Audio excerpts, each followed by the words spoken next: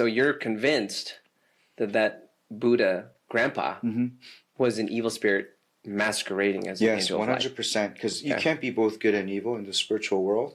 You're either a fallen angel or demon, or you are a good spirit or angel or God spirit. Could Buddhism be like a good spirit? Buddhism can have good intentions. So here's an example. Buddhists that I meet, they all have good intentions. Yeah, they're like nice people. Yeah, look at me. I was trying to go to heaven, help people. I wasn't out there to cause harm. Yeah, you're an innocent guy. Yeah, but when the spiritual world kicks in, now these fallen angels and angels of light, God's angels, like I mentioned earlier at the beginning of our interview, you have to know the source. Yeah. Where are they from?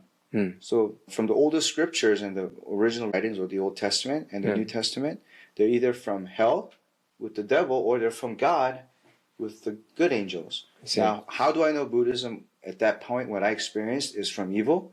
He lied, he stole, and he brought me to hell. Wow. No doubt about it. You can't argue. By their fruit you shall know them. Yes, but before all that happened, they were I thought they were helping me and they never attacked me, right? So it was like innocent, but at the end, they attacked you at the very end. Yes, when it counted. Wow. Because if you're an enemy, let's check this out.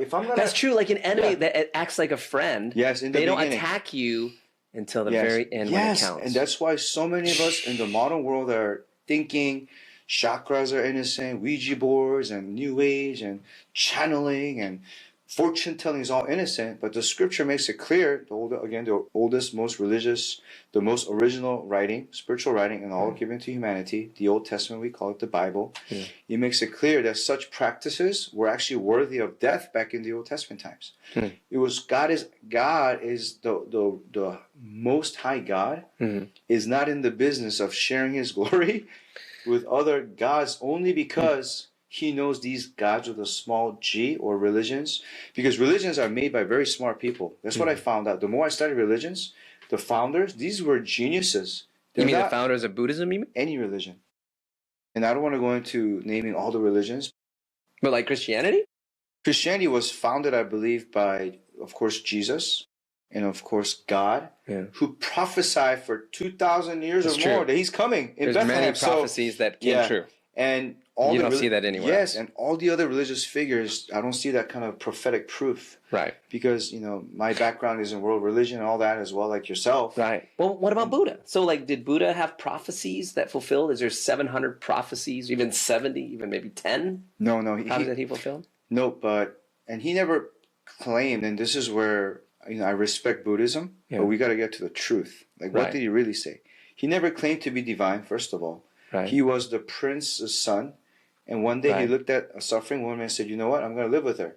Like, I'm going to live where they live, I'm going to hang out with the people. He dressed up as another, homeless person and lived in their midst. And he probably learned compassion, but he never claimed to be divine or God like Jesus. And there were no prophecies that he would do that. This was made by a normal person. Yeah. And he never said I reached nirvana either. It was later written by his disciples. Because he's in the grave. He didn't come back. Thank you, yeah. This is the Real Life Radio Show with An Lei, where real people with real problems find answers in a real God.